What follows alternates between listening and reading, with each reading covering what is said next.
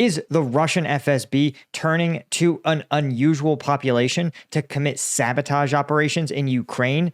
Children recruited via social media. Just why is the FSB turning to Ukrainian children, and what can the Ukrainians do to stop it? I'm Paul, U.S. Army combat veteran. Smash that subscribe and let's talk about it. Okay, so Russia has been recruiting Ukrainian teens for sabotage operations within Ukraine. And this is something that's been going on for a long time. It's part of Russia, what they view as a hybrid war. And a hybrid war means that, yes, there is direct fighting on the front lines. There is also an information war. There is a strategic air war taking place. And these are all sort of facets of a collective effort by the whole Russian state, right? And so the information war, the FSB, Russia's modern version of the KGB or the CIA, is conducting a sprawling sabotage and information operation in Ukraine. And throughout Europe, by the way. This is also important to acknowledge, right? Is that Russia has conducted intelligence operations and, more importantly, sabotage attacks across the European continent, particularly targeting allies of Ukraine. Right. So, for example, here's just from 3 hours ago, stories about Russian drones flying over U.S. weapon routes in Germany, escalating his hybrid war, according to the Atlantic Council, Russian sabotage operations quadrupling.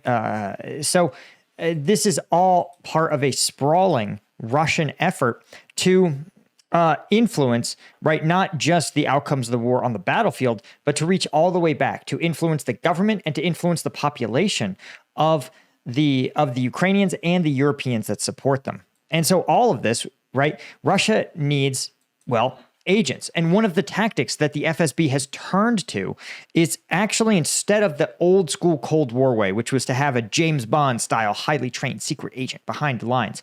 Well, what Russia's found is actually that it's way more effective to turn to people who are already operating outside the bounds of law enforcement and individuals who are off law enforcement radar. And so who's most likely to do these things? Well, in Europe, the answer is a lot of petty criminals are actually often recruited by the FSB. And they'll say, hey, listen, instead of selling small amounts of cocaine, why don't you also earn a couple $100 or a couple $1,000 by lighting on fire a pro-Ukrainian politician's house, committing an arson attack? Why don't you earn a couple bucks by just taking some photographs of a French military base where Ukrainian aid is going to be moving through?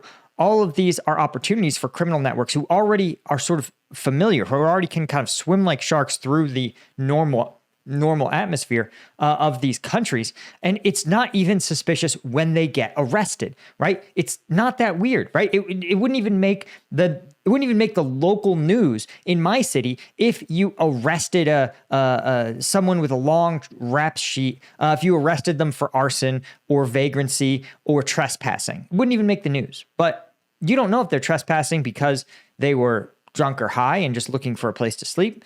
Maybe they were trying to find something to steal that they could easily resell, or that they were conducting an intelligence operation for the Russian government. And so the FSB has turned to a population that, well, frankly, is kind of always doing something a little sus. Teenagers.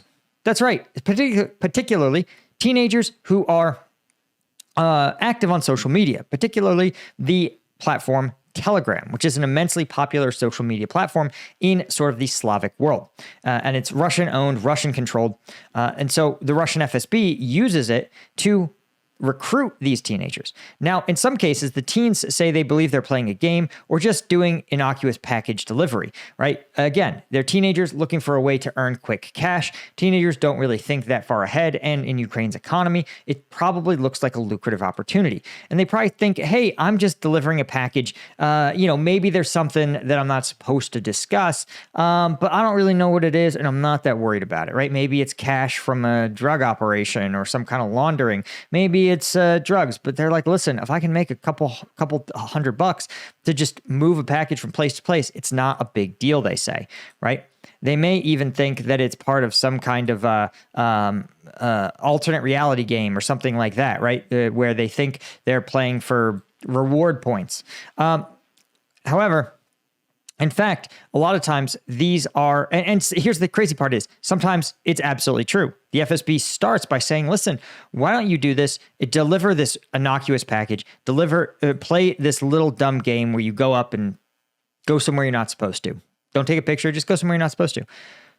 But then they say, oftentimes the FSB will then turn around and blackmail them. They'll either take compromising photos or simply say, listen, you may not know it, but what you just did when you moved that package from building to building, you aided the Russian state. You aided the invader. And now we are going to report you to Ukrainian security services, and they're going to put you in jail if you don't continue to do what we say.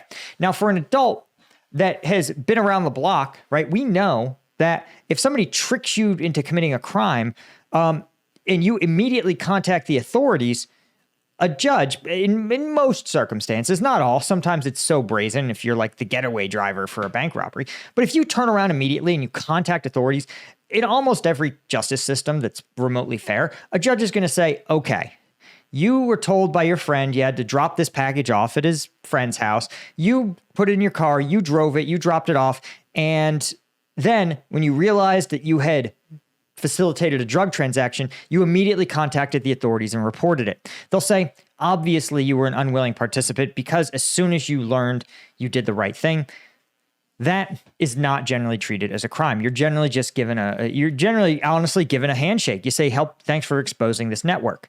But kids don't know that, right? Kids don't understand the difference between a serious crime that's going to be treated seriously and sort of, I'm in trouble for having skipped school, right? So they will oftentimes, the Russians turn around and blackmail them, right? And in fact, of the 700 individuals that the Ukrainian Internal Security Service has arrested in the last year for espionage and sabotage acts, about 1 in 4 have been kids, right? Now, what's particularly grim and grisly is that in a lot of cases, the Russian intelligence turns the kids into, I can't even say it, one-way missions, okay? The kids, in one case, for example, in March, Russia's FSB remotely detonated an explosive device it had put in a package that was being delivered by 2 teenage boys, right? But they detonated it as the boys were planting it, killing one and injuring another, right? And again, teenagers whose lack of real-world experience makes them really susceptible to blackmail techniques and other kind of coercive techniques. It is very easy to reach at scale, right? One, for example,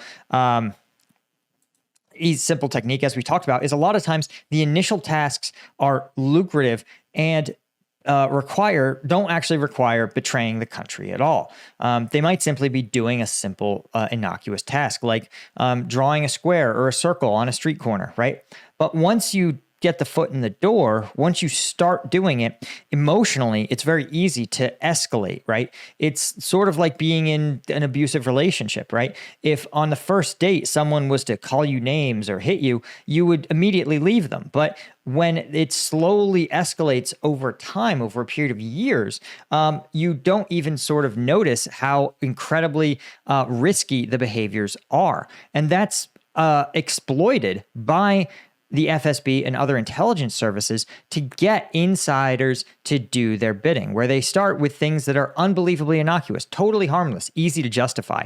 And then they slowly up the ante because, well, you've already normalized following directions from the voice on the other end of Telegram, which is insane. Telegram, 1 in 7 human beings on Earth is on Telegram, nearly 1 billion total users, and it is a criminal marketplace, right? From illegal drugs to weapons for sale to bank fraud to sextortion schemes. There's even marketplaces for these scammers, right?